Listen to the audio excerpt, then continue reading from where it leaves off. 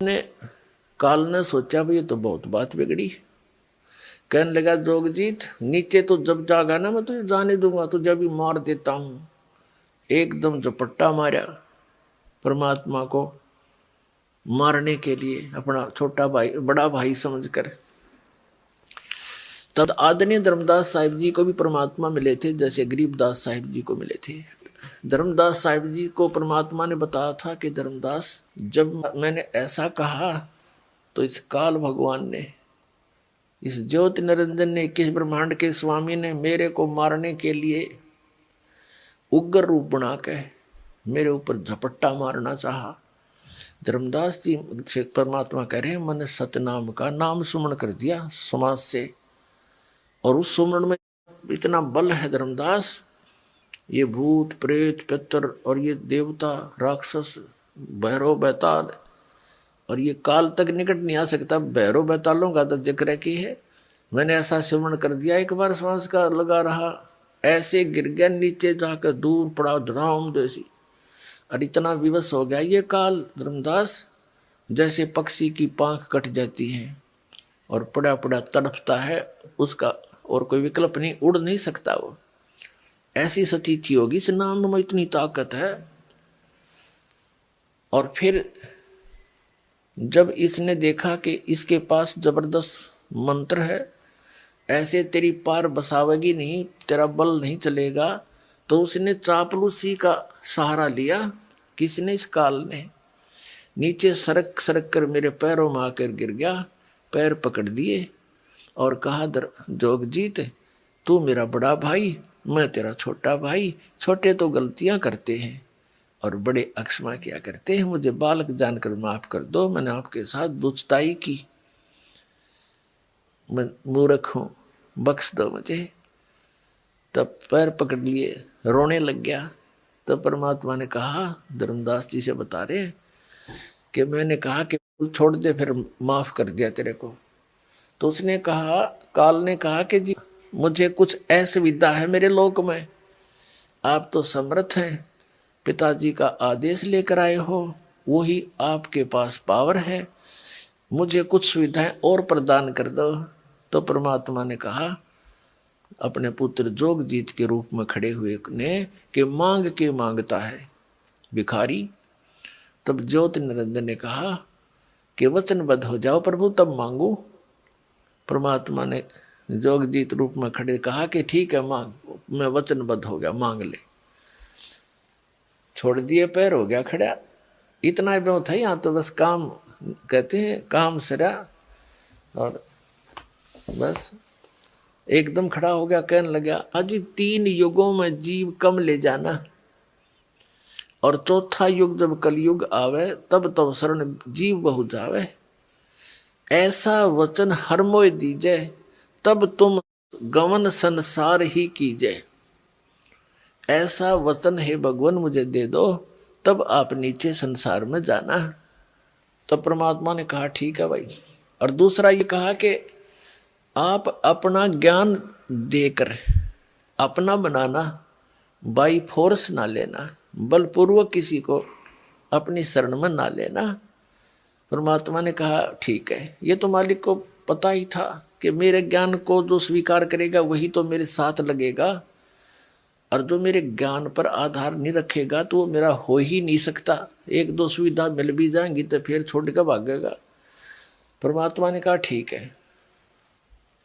कबीर परमेश्वर जी ने, सतपुरुष ने कहा जोगजीत रूप में खड़े ने कि ठीक है, जो तूने मांगा मैंने बख्श दिया। तो फिर खड़ा हो गया, आंख बदल गया। कहते हैं कि मैं ऐसा षड्यंत्र रचूंगा, ऐसा चक्कर व्यहू बनाऊंगा कि कलयुग के अंदर भक्ति योग्य नहीं छोड़ूंगा इनको, और अनेक पंथ बना दूंगा, अनेक धर्म बना दूंगा। आप पर लट्ठम लट्ठा रहेंगे ये, और देवल धाम मंदिर तीर्थ व्रत इनमें उलझा दूंगा। ऐसा जकड़ दूंगा जब तुम कलयुग में जाओगे ये तेरी एक नहीं सुनेंगे, और कर लेना जो करो। देखा यहाँ पुण्यात्माओं, ऐसा स्वभाव है हमारा सभी का, यथा राजा तथा प्रजा। यहाँ का भगवान, यहाँ का राजा ऐसा है, तो हम सबके अंदर ये दुर्गुण विद्यमान है। काम लेना है तब तो हम आंखें और रखते हैं, काम सरते ही हम तुरंत बदल जाते हैं। तो ये हमारे अंदर त्रुटि आ गई। इस त्रुटि को इस ज्ञान से और भगवान की इस भक्ति से सेट किया जाएगा। फिर हम किसी के साथ ऐसा व्यवहार नहीं करेंगे, क्योंकि हम आत्म तत्व में आएंगे। वो मन स्वभाव को बद छोड़ देंगे। मन स्वभाव काल का है, तभी हम भक्त बनेंगे। तो कहा था कि द्वादश पंथ करूं मैं साजा, नाम तुम्हारा ले करूं आवाजा। द्वादश पंथ तो ये हैं जैसे कबीर साहब के मार्ग में आपको बहुत बार दिखाए हैं।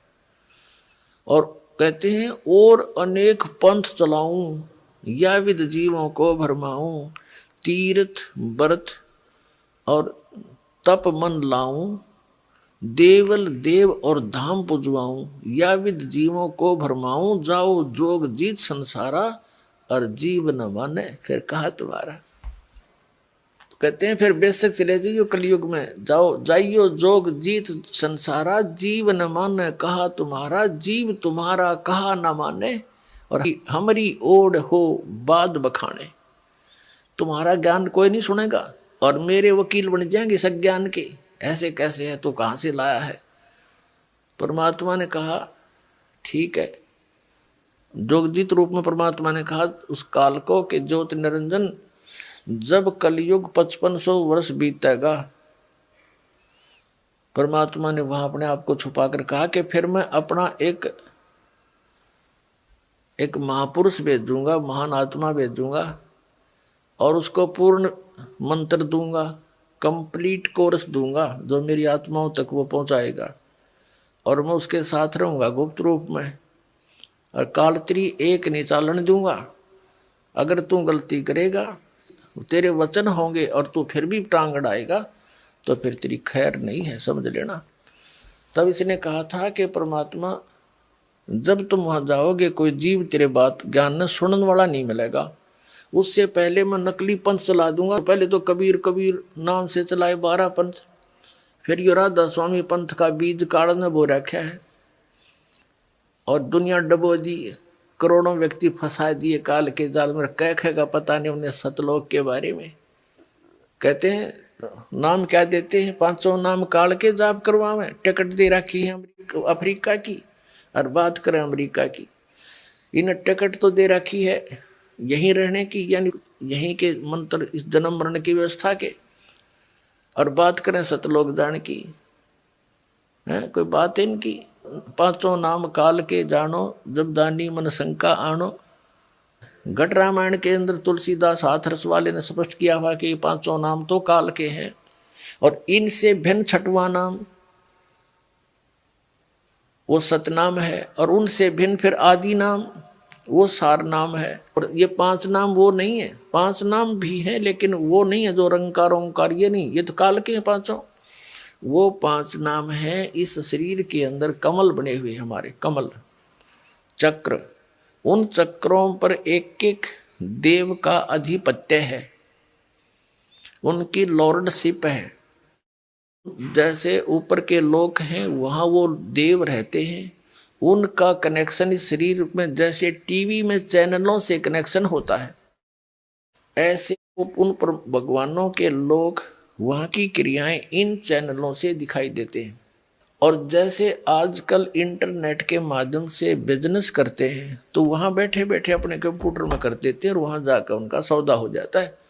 ऐसे ही इन चैनलों में जो हम मंत्र आपको देते हैं, इन कमलों में ये कमाई फीड हो जाती है, और ये सौदा आपका उनके लोकों में पहुंच जाता है कि इसकी आज इसने इतने मंत्र कर दिए और आपके बैंक में इसके इतने डिपॉजिट हो गया। जब यहाँ से चलोगे तो आपके ये 500 बैरीगेट साफ पाएंगे, जो बैरियर लगा रखे हैं काल ने पहले मूल कमल में, वहां जाओ, उससे ऋण मुक्त हो जाओगे। फिर स्वाद चक्र में सावित्री ब्रह्मा जी, मूल कमल में गणेश जी, मूल चक्र में, इन सब से ऋण मुक्त होकर आप त्रिकुटी पर पहुंचोगे।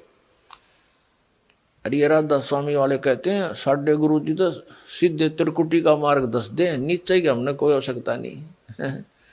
त्रिकुटी कोई बरवाड़ा का बस स्टैंड है, पैदल चले जाओ, साइकिल पर चले जाओ, तिरकुटी तो इंटरनेशनल एयरपोर्ट है, और वहां चले भी गए तो लाभ क्या हुआ? अगर आपकी आगे की टिकट नहीं है, धक्के खा लो एयरपोर्ट पे। तो आपने स्वदेश जाना है, स्वदेश सतलोक है, काल के लोक में हम आए हुए हैं। यहां से वो टिकट इस दास के पास है, सतलोक जाने वाली, वो मेरे पास है।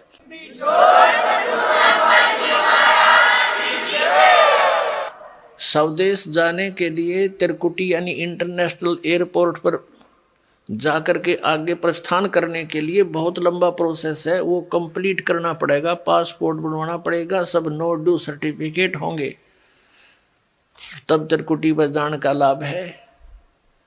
इन्होंने कख तो पता नहीं, नौकर नीचे वाला हमने कोई लाभ नहीं, नाम के जाप कर पांचों काल के, मठा बैठा लिया अपना भी, और काल के मुंह में झोंक दिए करोड़ों पुण्यात्मा, बोली बाली श्रद्धालु, उनको परम धनी सतलोक पहुंच गए। सतलोक उन्हें कह भी ना पता, सतलोक पहुंचे हुए होते इनके परम धनी, इनके संत राधा स्वामी वालों के, जय गुरुदेव वालों के। क्या वहां परमात्मा को निराकार और समुद्र की तरह बताते हैं कि मोक्ष प्राप्त प्राणी उसमें ऐसे समा जाता है प्रकाश में, नूर में? भगवान नहीं है, नूर है बस वहां पर सतलोक में, जैसे बूंद समुद्र में मिलकर एक रस हो जाती है, जल का रूप हो जाती है। इनको खाक पता है। तो प्रसंग तो चल रहा था, तो पुण्यात्मा अब ये काल ने यहां इसलिए फंसा रखे हो आप, नाना प्रकार के धर्म बना दिए, भिन्न भिन्न प्रकार की पूजाएं हमारे गले में बांध दी, उनको घसीटे फिर रहे हम, जैसे पशु के गले में पाया बांध देते हैं, कोई लकड़ ना चालन दे, गट्टियां पर लाग गए चालना थे, तो ना हम भक्ति कर पा रहे हैं। परंपराएं इतनी जकड़वा दी हमारे ऊपर, जकड़ रखे और लाभ कुछ होना नहीं। चलो हमने लाभ हो जा तो इन परंपराओं को भी हम स्वीकार कर लें, इन साधनाओं को भी हम कर लें, क्योंकि हमने तो भगवान चाहिए। वो कर करके थक लिए, आज तक इन ऋषि महर्षियों को भगवान नहीं पाया। कैसा है ये? निराकार बताते हैं, परमात्मा साकार है, निराकार है, उसका सह शरीर है, उसका नाम कबीर है, सब सदग्रंथ प्रमाण करते हैं। और आंखों देखा वो महापुरुष प्रमाणित करते हैं, जिन्होंने भगवान को देखा, सतलोक देखा, वापस आए। इससे सिद्ध है कि आज तक उन महापुरुषों को छोड़कर जिनको परमात्मा स्वयं आकर मिले, सतलोक लेकर वापस छोड़ा, उसके अतिरिक्त विश्व के किसी व्यक्ति को, किसी भी साधु संत फकीर ऋषि महर्षि आचार्य शंकराचार्य को भगवान नहीं मिला। वो लोक वेद दंत कथा बना दी उन्होंने, अपना अनुभव की, और परमात्मा को कोई निराकार बताता है, कोई कहते हैं अवतार धारण करके आता वो साकार है, वैसे निराकार है। ये इनकी कोरी अज्ञान अनुभव है इनका, कोई सत्य के आसपास नहीं है। तो गरीबदास साहिब जी को जब सचखंड लेकर गए तो वहां क्या देखा कि परमात्मा अन्य रूप में, तेजों में, शरीर में, सिंहासन के ऊपर बैठे, सिर पे मुकुट है, ऊपर सफेद छत्र है, बहुत बड़ा गुम्बद है, सुंदर तेज पुंज का बना हुआ। जैसे ये पिल्लर खड़े हैं, ये पिल्लर लोहे के हैं, वो तेज पुंज के एक ही तत्व से बनता है सब कुछ। और बहुत तेजों में पृथ्वी है, सतलोक एक पृथ्वी है, जैसे पृथ्वी लोक है वो भी सतलोक है। और ये बताओ नूर ही नूर है, प्रकाश ही प्रकाश है, चेतन ही चेतन है, और कुछ है नहीं। वहाँ सब बाग बगीचे हैं, सफेद कलर के हैं, सुंदर लदपद मेवा से रहते हैं, फलों से लदपद रहते हैं, सदा बाहर हैं, दूधों के सरोवर, तालाब, दरिया, सागर भरे हुए हैं, वहाँ जल अमृत सरोवर भरे हुए हैं, वो कभी खराब नहीं होते। उसी का एक सैंपल यहाँ पर है, परमात्मा ने भेज रखा है।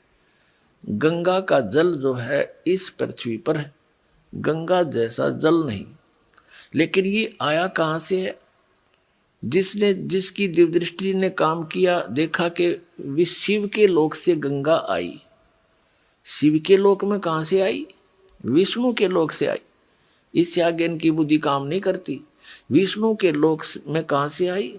इस ज्योति निरंजन के पास एक ऐसा डैम है, बहुत बड़ा डैम है, जिसको जटा कुंडली डैम कहते हैं, वो सरोवर कहते हैं।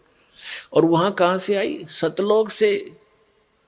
सतलोक से गंगा का जो जल है सतलोक का एक सैंपल है कि ऐसे पदार्थ हैं वहां कभी खराब नहीं होते। दूध भी ऐसा है, दही के भरे हुए वहां पर सब ऐसे सरोवर हैं, सब व्यवस्था उपलब्ध है वहां पर, तो वो खराब नहीं होते जैसे इस यहाँ के लोक में। और सब पदार्थ नाश हो जाते हैं, वो खराब हो जाते हैं। गंगा जल खराब नहीं होता। ये सतलोक से आया हुआ एक सैंपल है आपके लिए कि ऐसे पदार्थ हैं वहां पर जहां आपको वापस जाना है, जहां से आप आए हो। ये जो दास आपको बता रहा है ये कोई लोक वेद नहीं, कोई डूम भाट के गीत नहीं, ये गॉड गिवन ज्ञान है। कबीर भगवान ने बताया है, वो स्वयं आकर ज्ञान दिया है और आंखों देखा महापुरुषों ने देखकर फिर अपना बयान किया है सच्चाई को। वो ही आपके रूबरू दास कर रहा है। इसने कति ऐसा मान लेना, बिल्कुल फाइनल समझ लेना, इसमें अगरम मगरम की जगह में छोड़ रखना। जब आपके हृदय में ये बात दास की 100 सत्य हो जाएगी सद, फिर आपकी आत्मा यहां से कति हट जाएगी और यहां से हटे बिना वहां जा नहीं सकते आप। 2 नौकाओं पर पैर रख कर आदमी यात्रा नहीं कर सकता, बीच में पड़ा करे।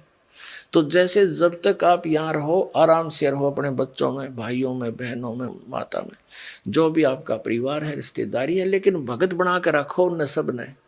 और वो भगत नहीं होंगे, आपकी आस्था रहेगी तो फिर आपको ये लटका लेंगे।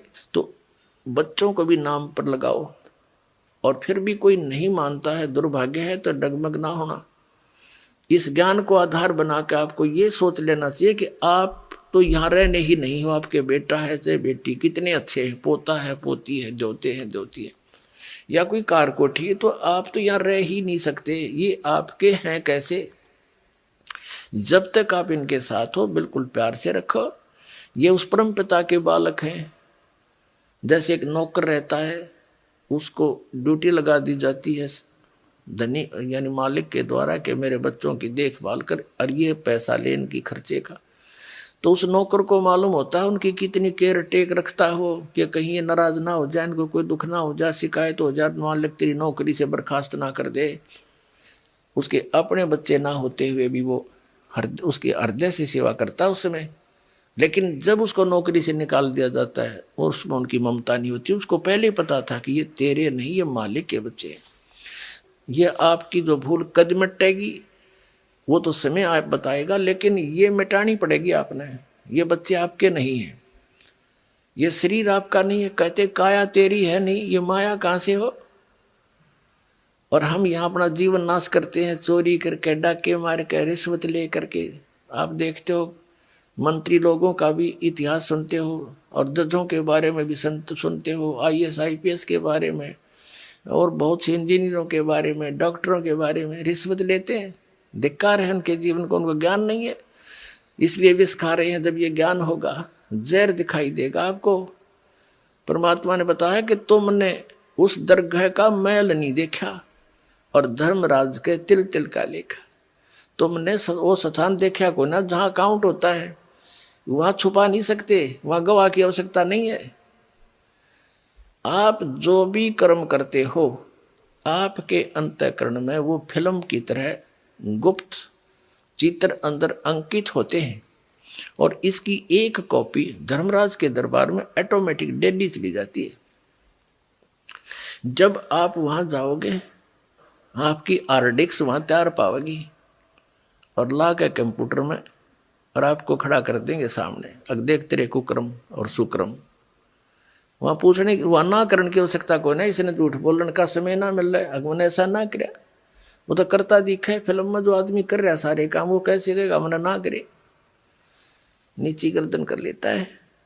कहते तुमने उस दरगाह का मैल नहीं देखा और धर्मराज के तिल तिल का लेखा, एक एक तिल का। चिट्टी पायल बाजे पैर, साहेब सुनता है सब लहर। यदि हम सोच भी गलत करते हैं किसी के बारे में, वो भी अंकित होती है। हम सोच भी अच्छी बनाते हैं, भला करने की ना कर सकते हैं, दान करने की सोच करते हैं, नहीं कर पाते हैं, उसकी भी राहत आपको मिलती है, वो भी गुड अकाउंट में होता है। और करना तो पड़ेगा ही पड़ेगा, लेकिन सोच अच्छी है वो भी अच्छा अकाउंट है। और सोच बुरी रखते हो, किसी के बुरा करना चाहते हो, तो वह परमात्मा कहते हैं तुम इसलिए यहाँ गलती करके फंसे रहते हो, तुमने उस परमात्मा के न्याय स्थल को देखा नहीं है, जहां पर एक एक नए पैसे का अकाउंट आपने पूरा करना पड़ेगा। जो किसी का बुरा किया है, किसी का लिया है, दिया है, वह पूरा करना पड़ेगा तुमने। तो उसके लिए अब हम आपको एक परंपरा बताते हैं। ये ना समझना कि ये नियम सख्त हैं, ये बहुत आसान नियम बना दिए आपके। किसी से पैसे लेते हो फिर उसका देना पड़ेगा, ये कोई बालकों का खेल है। जैसे कोई रिश्वत लेता है या किसी और 2 नंबर से बकवाद करके किसी से ठग लेता है, वो पैसे उसने देने पड़ेंगे। इसमें ना किसी और जन्म में वो दामाद बन के ले जाएगा और खुश होकर देने पड़ेंगे और कई गुना हो जाएंगे तब तक। तो सिर में दर्द करने की आवश्यकता नहीं है, ये बिना ज्ञान के हम ऐसा करें। इसलिए अब क्या है, जैसे हमारे उलझे संस्कार तो ढेर हैं अभी पिछले भी, ये तो समाप्त हो ही नहीं सकते। यदि ये विधान हम माने इन अज्ञानियों का कि प्रारब्ध कर्म और संचित कर्म जितने भी हैं ये तो भोगने ही पड़ते हैं, और फिर मोक्ष कैसे होगा, अंत कैसे होगा, ये हमारा आपस का संस्कार अंत नहीं होगा तब तक हम मुक्त नहीं हो सकते, फ्री नहीं हो सकते। उसके लिए परमात्मा ने विधान बताया है कि एक ऐसा मंत्र दूंगा, उस मंत्र की कमाई से आपके पुण्यों का तो ढेर लग जाएगा, और जो पाप आपके होंगे उनको मैं कैंसिल करूंगा अपने कोटे ते, अपनी ताकत ते, आपकी श्रद्धा देख के, आपकी आस्था देख के। कहते हैं जब ही सतनाम हृदय धरो भयो पाप को नाश, और जैसे चिंगारी अग्नि की भाई पड़े पुराने घास। तो 1000 टन सूखा घास पड़ा हो और उसमें एक माचिस की सीख जला कर लगा दे, सारे को फूक करके ढेर बना देगी, राख बना देगी, और चलेगी तेज हवा उसको उठाकर कहीं की कहीं फेंक का होगी, फील्ड क्लियर हो जाएगा। तो कहते हैं जैसे सूरज के आगे बदरा ऐसे कर्म छयारे, और प्रेम की पवन करे चित मंजन झलके तेज नयारे। आत्मा और परमात्मा के बीच में आपके इन पाप कर्मों का के बादल छा गए, इनको प्रेम की पवन और करे चित मंजन झलके तेज नयारे। जैसे सूरज के आगे बादल ऐसे कर्म छयारे, और प्रेम की पवन करे चित मंजन फिर झलके तेज नयारे। एक मंत्र दिया जाएगा आपको, आपके पापों का नाश करेगा। आपके जब पाप नाश हो जाएंगे, आपके हृदय में एक विशेष कसक बनेगी। भगवान की चर्चा सुनते ही, प्रारंभ होते ही, उसका नाम शुरू होते ही, कहीं पर भी चर्चा सुनते हो तो एकदम गदगद आत्मा होगी, आंखों से आंसू टपकने लग जाएंगे। तो वो प्रेम की पवन है, प्रेम की हवा चल पड़ी, और फिर वो साफ कर देगी आपके सब दुर्गुणों को, और संचित अपराध है उनको भी, और प्रारब्ध वाले कर्मों को भी ये मंत्र नाश करेगा। तो कहते हैं इस प्रकार। तो यहाँ जो हम अपना जो संस्कार है, अब आपके जिसके भी जैसे हैं, अब इसको परमात्मा यही निमटा देगा आपके। जैसे अब हम करने परमात्मा के आदेश से होगा बच्चों, जीव के बस का नहीं है। कबीर भगवान की रजा बिना ना तो समाज सुधार हो सकता। ये समाज सुधार का ठेकेदार बताया करते, समाज सुधारक देखा करते, मैं ऋषि दानंद जैसे, उन जैसा विकारी प्राणी नहीं था, और हम उनसे आशा करते थे कि वो समाज सुधार करेंगे। भांग वो पीता था, तम्बाकू सूंगा तम्बाकू खावे और हुक्का पीवे, नंगा रहे, अबरक भस्म खावे और चाय पीवे 150 वर्ष पहले। तो कहने का भाव ये है, किसी जीव का दोष नहीं, यू काल किसी के पंजे नहीं टेकने देता। ऋषि में ऋषि फेल कर दिए। विश्वामित्र जैसे राजा था, विश्वामित्र राज त्याग कर जंगल में जा बैठा, घोर तपस्या करने, रास्ता था नहीं इनके पास, परमात्मा का साथ नहीं, काल इसके इनके इर्द गिर्द रहता है, इनकी बकवाद को तुरंत खराब करने के लिए साधना कर रहा था। ऊपर तो एक उर्वशी भेज दी औरत खूबसूरत, वह वहाँ इधर उधर बैठ कर लग गई अदाएं करने विश्वामित्र छोड़ दिया सारा, भक्ति भक्ति उसका पीछे हो लिया। एक लड़की को जन्म देकर पटक कर उसके बारने आ गए। 6 महीने की हो रही जब पकड़ रही सी तेरे लड़की को, और अब तेरा और मेरा इतना मत इससे काम आई थी। बता, मन के मारे बन गए बनता मस्ती माँ, कह कबीर के करूँ यो बनता माने ना। जंगल में टिंडे लेने गया था घर छोड़ कर, और यो काम करना था। अकल है तो यू काल ना टिकन देता। ये जीव के बस की बात नहीं, ये तो परमात्मा साथ रहेगा, काल को दूर रखेगा, दुर्बुद्धि से बचाएगा। ऐसे ही इन महर्षियों ने कोशिश की समाज सुधारण की, लेकिन खुद ना सुधर सके और उनके खाक सुधारेंगे तो इनके बस की बात नहीं थी। ये काल इतना प्रबल है। ये तो कहते हैं काल डरे करतार से, जय जय जय जगदीश, ये जोरा जोड़ी जाड़ता पगरज डार शीसे। कहते हैं काल डरे करतार से और जय जय जय जगदीश, और जोरा यानी मौत परमात्मा के जूते साफ करती है, और पगरज डारे शीश कबीर परमात्मा के आगे कहते हैं ये मौत और ये काल है, उसके आगे करबद्ध हाथ जोड़कर खड़ा रहता है।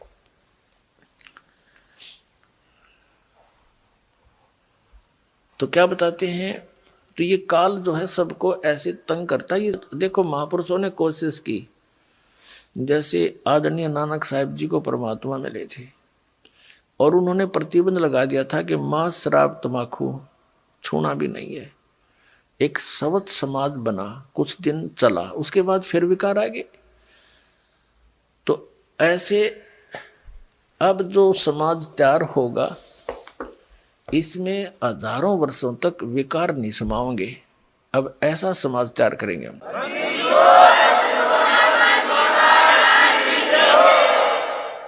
बीड़ी, मांस, तम्बाकू, शराब, सुल्फा, बुकी, ये जो बुराइयां हैं ये समाज से ग्रहण की और काल ने लगवाई, क्योंकि इसने करवाना है ये ऐसा कर्म अपना टेस्ट बनाने के लिए। तो अब धीरे धीरे ये समाज हमारा बहुत ज़्यादा विकसित होगा, बहुत फैलेगा। और जब अच्छे समाज की अधिकता होगी, 90% लोग तो देखम देखा अच्छाई में लग जाते हैं और 90% बुराई भी देखा देखी किया करते हैं। जैसे हमने देखा, जो बच्चे हमारे साथ पढ़ा करते थे उस समय वो कोई भी बीड़ी, शराब, मांस, तम्बाकू टच नहीं करते थे। जब उनको नौकरी मिल गई, वहाँ देखा लंबी सिगरेट ला कर और नो करें, वो भी देखम देखा लागे करन, तो वो बुराई शराब भी शुरू कर दी और वो सिगरेट बीड़ी भी शुरू कर दी। वो बुराई देखा देखी सीखी, उनकी कोई ट्रेनिंग थोड़ी है। तो ऐसे ही हम देखा देखी बुराई पर जो लगे थे अब उसको छोड़ेंगे, और इस ज्ञान के आधार से इतना दृढ़ हो जाएंगे, हमने विष दिखाई देगा रिश्वत लेना या दहेज लेना और देना। अब ये दहेज क्या है, अपनी बेटी पर भार लादना है, और जो लेने वाला है वो अपने सिर पे वजन रखेगा। तो अब परमात्मा क्या करेगा कि आपके ये संस्कारों को निमटाएगा। जैसे अब प्रारंभ कर दिया है परमात्मा की दया से, बुद्धिमान पुण्यात्माएं हैं, भगत हैं, वो समझने भी लगे दास के इस उद्देश्य को। तो वो क्या करते हैं, सिंपल वे से अपने बेटा और बेटियों को लाते हैं और सिंपल एक रामायणी परमात्मा की महिमा का गुणगान करते हैं, बच्चों को बैठा करके। उस परम पिता के मुख से बोली वाणी है ये, और इससे बच्चों के संस्कार जुड़ते हैं। तो ना कोई लेना है ना देना है। अब लड़के का लड़की से विवाह नाता जोड़ना है वचन से, माया से नहीं। पहले माया कहाँ थी, जब ब्रह्मा विष्णु महेश का ब्याह हुआ, जब कौन से राजा ने सिक्के छाप रखे थे और किसने नोट बना रखे थे। तो हमारी अकल काम ना करती, हम वर्तमान की परंपरा में इतने धस जाते हैं कि हमारी बुद्धि काम ना करती। इस माया से ब्याह होगा, ये तो हम दोषी बना रहे हैं, एक दूसरे को कर्जवान बना रहे हैं बच्चों को। तो फिर ये जो संस्कार आपके आपस के थे परमात्मा खत्म कर देगा, यहीं फिनिश कर देगा, आपके आगे नहीं बढ़ने देगा। आगे बढ़ाओगे तो फिर सारे नियम तोड़ के बढ़ाओगे, फिर आपकी भक्ति भी जाएगी, संस्कार फिर नए सिरे से शुरू हो जाएंगे। यही धक्के खाओगे, भटकते रहोगे। अब ये समय है यहां से निकलने का। तो जो दास आपको बता रहा था, अब परमात्मा गरीबदास साहिब जी की आत्मा को लेकर सचखंड में गए। वहां जाकर क्या देखा कि अन्य रूप में परमात्मा एक सिंहासन के ऊपर बैठे हैं और सुंदर शरीर है। एक रोमकूप में करोड़ सूर्य करोड़ चंद्रमा मिला दे इतनी रोशनी है परमात्मा की, मनुष्य दृश्य है, निराकार है। अब प्रसंग यहां से चला था कि ये राधा स्वामी पंथ, जय गुरुदेव पंथ, सच्चा सौदा सिरसा वाले का पंथ, या और भी किससे तो बात कर लो, सब ये कहते हैं परमात्मा निराकार है। चाहे कोई राम कृष्ण का पुजारी है और विष्णु जी की मूर्ति रखे, हम भी ऐसे ही करते थे। फिर पूछते थे कि भगवान कैसा है, कि परमात्मा तो निराकार है, वो तो दिखाई थोड़ा देता है, उसका तो प्रकाश प्रकाश दिखता है। फिर श्री विष्णु जी की मूर्ति किस लिए रखी जब भगवान निराकार है? तो विष्णु जी क्या है? तो हमारा ज्ञान कोई आधारित नहीं था। हमारा जो ज्ञान है ये विचलित था, निराधार था। अब जैसे गीता जी अध्याय नंबर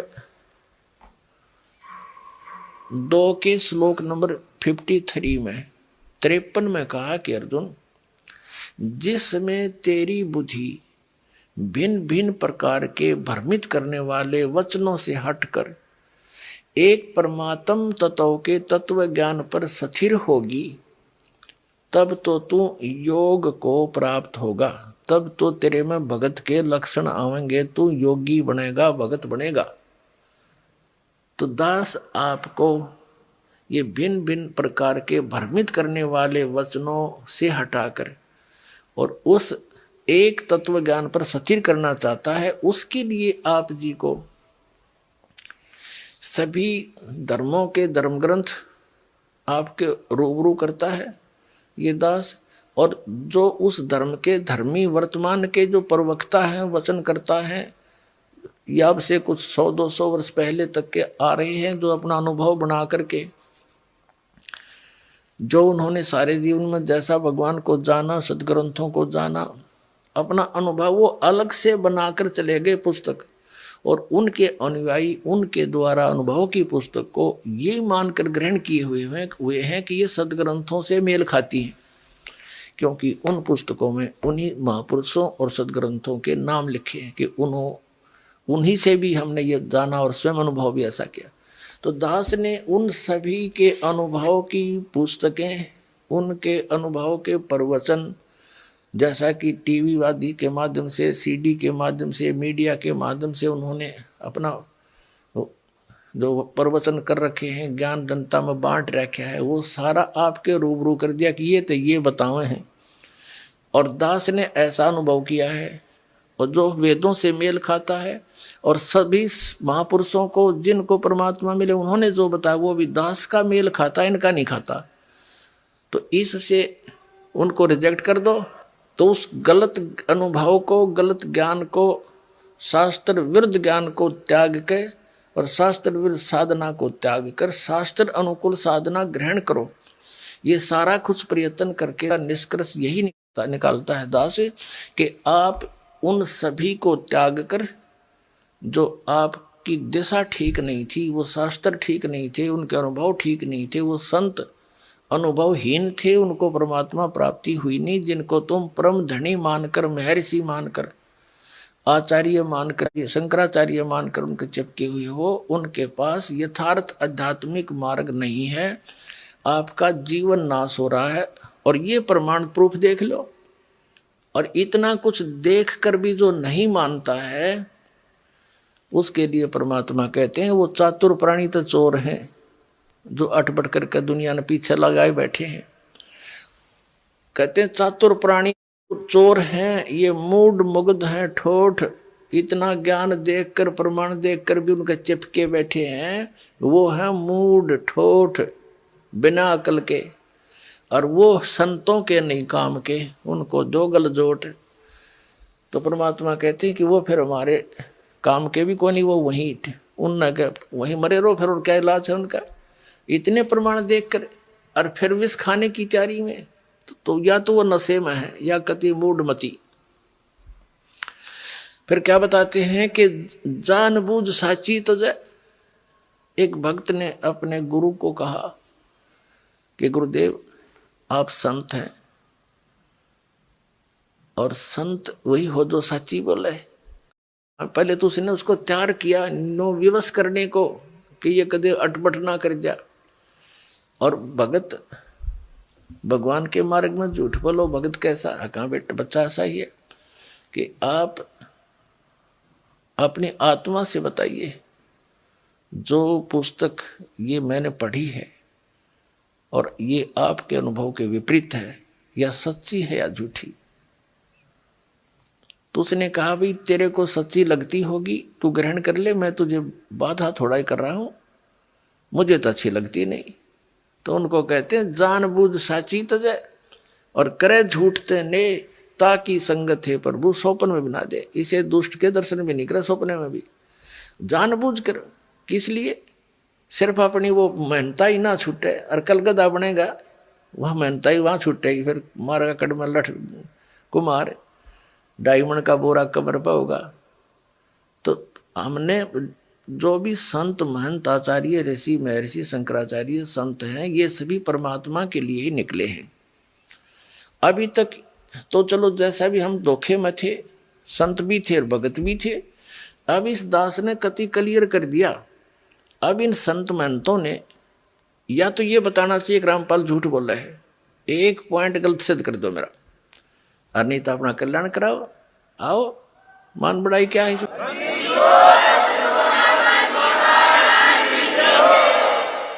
अब जैसे एक डॉक्टर है और डॉक्टर के पास औषधि की खोज होगी, आपका वो रोग है, उसमें मान बढ़ाई की है। डॉक्टर का काम तो दवाई देना, मरीज का काम लेना और खाना। उसमें के कौन बड़ा और कौन छोटा? डॉक्टर डॉक्टर ही है, दवाई उसने देनी है क्योंकि उसको मिल गई है। तो दास के पास इस जन्म मरण के दीर्घ रोग को नाश करने की वो यथार्थ औषधि यथार्थ मंत्र हैं, जो आज तक न ब्रह्मा जी को प्राप्त हुए, न विष्णु जी को, न शिव जी को। वो दास के पास उपलब्ध।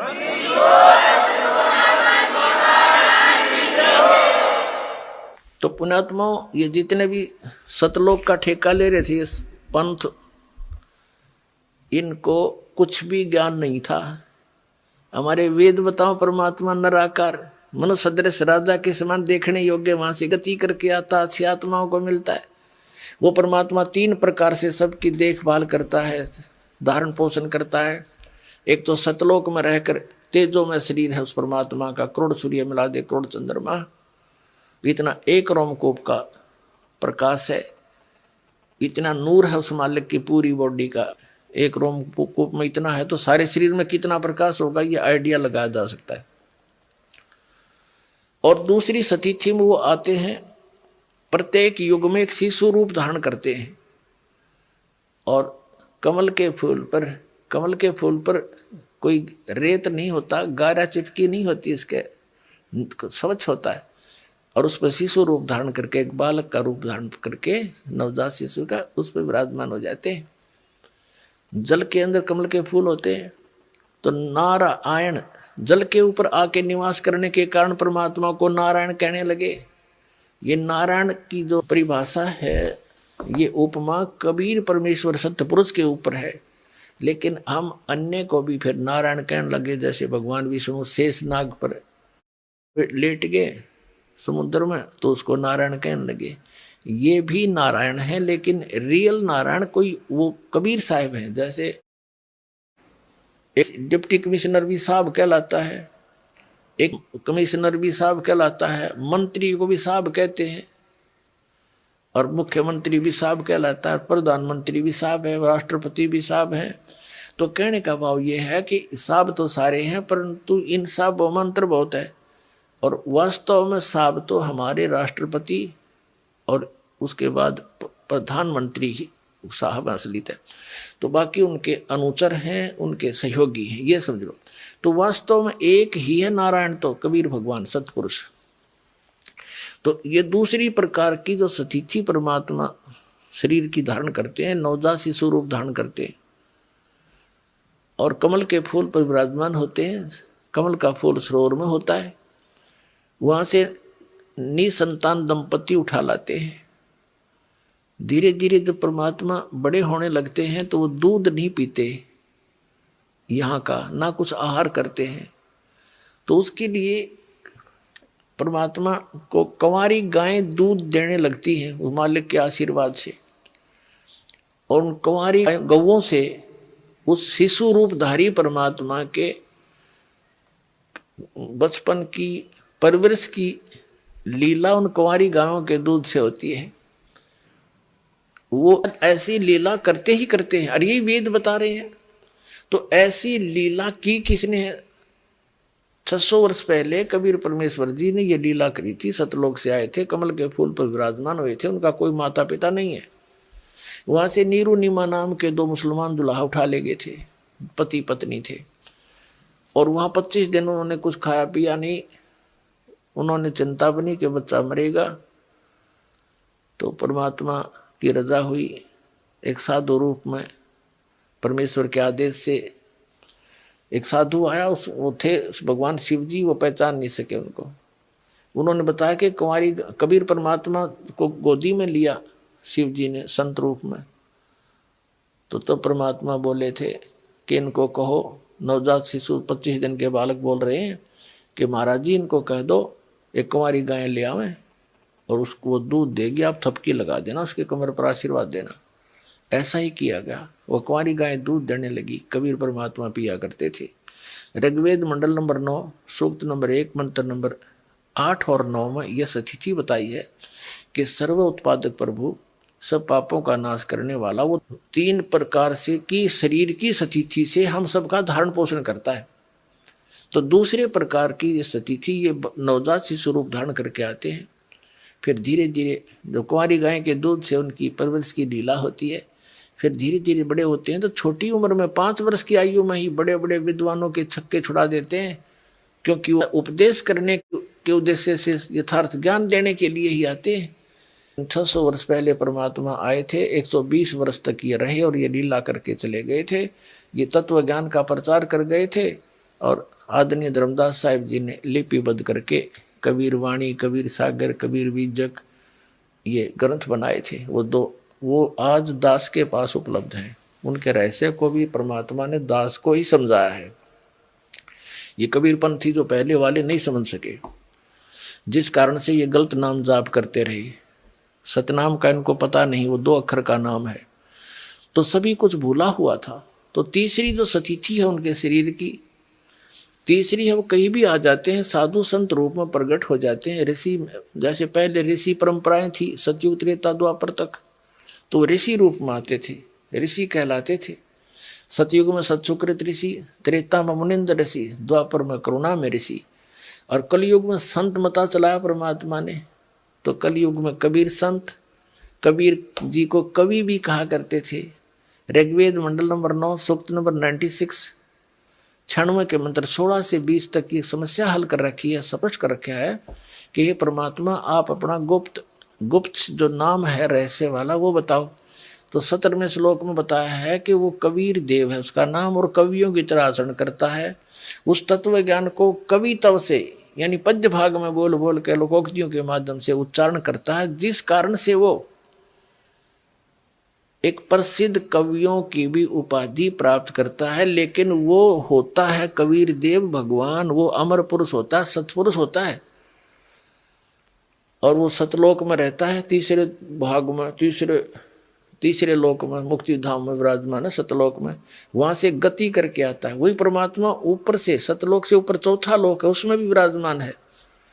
और जहां से सब की उत्पत्ति हुई है वो मूल स्थान है अकह लोक। और वो परमात्मा ऐसे आता है जैसे मनुष्य सुंदर शरीर धारण कर लेता है, ऐसे मनुष्य जैसा शरीर यानी वस्त्र धारण कर लेता है, ऐसे वो परमात्मा अन्य रूप बना करके यहाँ आता है।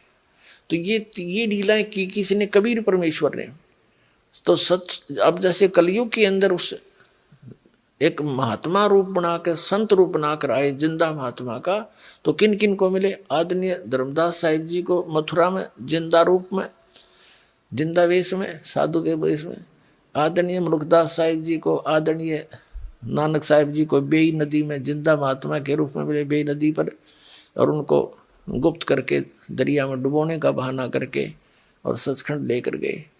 आदरणीय दादू साहिब जी को, आदरणीय गरीबदास साहिब जी गांव छुरानी जिला झज्जर वाले को, आदरणीय गीसा दास साहिब जी को गांव खेकड़ा जिला मेरठ उत्तर प्रदेश वाले को।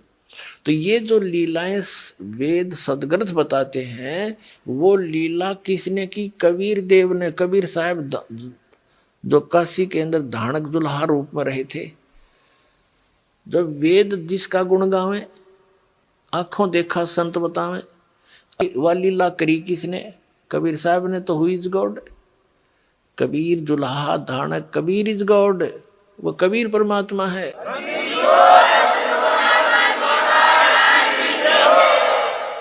जो प्रसंग चल रहा था कि नकली पंथों ने जो काल के चलाए हुए हैं, कभी काल ने कहा था 12 पंथ करूं मैं साजा, नाम तुम्हारा ले करूं आवाजा। 12 पंथ नाम जो ले ही, मेरे मुख में आन समोई। और अनेक पंथ चलाऊं, या विद जीवों को भरमाऊं। जाओ जोग जीत संसारा, जीव न माने कहा तुम्हारा। जीव तुम्हारा कहा न माने, हमारी ओढ़ हो बाद बखाने। और वही हो रहा है। भगवान आए, कबीर साहब उद्मस्तार दिया नकली ऋषि में, ऋषि आचार्य और शंकराचार्य और इनके चेलिया ने ऐसा जुल्म ढाया था भगवान के ऊपर, पूछो मत। अगर वो कहानी आपको सुनाने लग जाए तो आंखों से आंसू नहीं सूखे। दास की तो सूखती नहीं, क्योंकि इसे परिचित हो गया, क्योंकि उस संघर्ष से दास भी आगे बढ़ रहा है, उसी में से गुजर रहा है। तो क्योंकि उसमें जनता अशिक्षित थी, श्रद्धालु अशिक्षित थे। एक संस्कृत भाषा के जानने वालों को महर्षि और महापुरुष की पदवी दे दी गई थी हमारे द्वारा। अब परमात्मा ने पहले यह दया बख्शी कि अपने बच्चों को अक्षर ज्ञान कराया, और अब वो तत्व ज्ञान जो भगवान ने 600 वर्ष पहले बोला था, दास ने उन सदग्रंथों से मेल करके दिखा दिया कि जिसको ये अनपढ़ अशिक्षित कहा करते थे। एक जुल्हा धानक कवि मान के जिसकी फाइल बंद कर रखी थी, वो पूर्ण परमात्मा है। 600 वर्ष पहले वेद और गीता और शास्त्रों वाला ज्ञान उन्होंने वर्बली बोल रखा है। धर्मदास जी ने लिख रखा है सिंपल लैंग्वेज में, और वही वेद पुराण गीता बताते हैं। तो कौन है भगवान? तुम संस्कृत के जानने वालों को आज तक नहीं पता इनके गुण रहस्यों का, और 600 वर्ष पहले बता के गए हुए हैं। तो वो खुद परमात्मा है।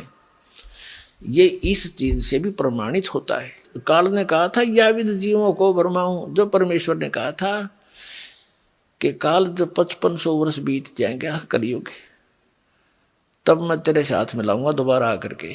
अभी तो मैं कुछ कहता नहीं, इतना कर ले तार ले, उद्मस्त ने जो तारना है। परमात्मा को पता था कि सतयुग त्रेता द्वापर में ये प्राणी दुखी ना होते, और जब तक ये दुखी नहीं हो लेता, इसके हर तरह से संसारिक जो सारे हैं वो समाप्त नहीं हो जाते, तब तक ये भगवान को मान नहीं सकता।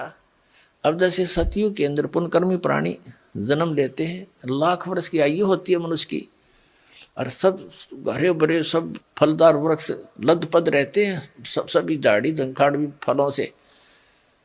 और जो पुनकर्मी प्राणी है वो भक्ति से ही तो पुनकर्मी बने हैं, साधनाओं से। तो इस जन्म में जैसी भी वो साधना कर रहे होते हैं, वो उसको सुख तो होता पूर्व जन्म के प्रारब्ध के कर्मों से, और वो सोच रहा है कि मैं जो साधना कर रहा हूं इससे मुझे लाभ हो रहा है। तो इसलिए परमात्मा की सत भक्ति को 3 युगों में जीवों ने माना नहीं। अब कलयुग में हम कति भक्त उस पुण्यहीन हो लिए, जिस कारण से इस काल के द्वारा बताएगी, इनके एजेंटों द्वारा बताएगी साधनाएं, उन संतों द्वारा बताएगी भगवान की भक्ति से हमें कोई लाभ होना नहीं था, क्योंकि वो तो शास्त्र विधि को त्याग के मनमाना आचरण है। श्रीमद् भगवद गीता अध्याय नंबर 16 के श्लोक 23 और 24 में कहा कि अर्जुन जो शास्त्र विधि को त्याग कर मनमाना आचरण करते हैं, उनको ना तो कोई सुख होता, ना उनकी गति होती है, और ना कोई सिद्धि प्राप्त होती है, यूजलेस। तो जिस कारण से उनके द्वारा बताई गई साधनाओं को करते करते भी बुरा हाल है इन प्राणियों का, तो फिर इन्होंने धनी बनने के लिए तो रिश्वत, मिलावट, चोरी ये अपना लिए, और टेंशन बुलाने के लिए गुट्टी सूटी लानी शुरू कर दी। ये कोई तरीका है? अब जो भगवान से हम इच्छा करते हैं भगवान हमें सब कुछ दे सकता है, तो वो देने वाला भगवान का ज्ञान नहीं कौन सा परमात्मा जो सब कुछ दे सकता है और सब दुखों का निवारण भी कर सकता है, उसकी तो हमारे को झलक भी नहीं लागण दी न ज्ञानियों ने। तो उसने स्वयं आकर ही अपनी जानकारी देनी पड़ती है। आप पे आरती, आप पे साजे, आप पे किंगर, आप पे बाजे, आप पे ताल झांझ झनकारा, आपने से आप देखे ना रहा। कह कबीर ऐसी आरती गाऊं, आप पा मध्य आप सुनाओ।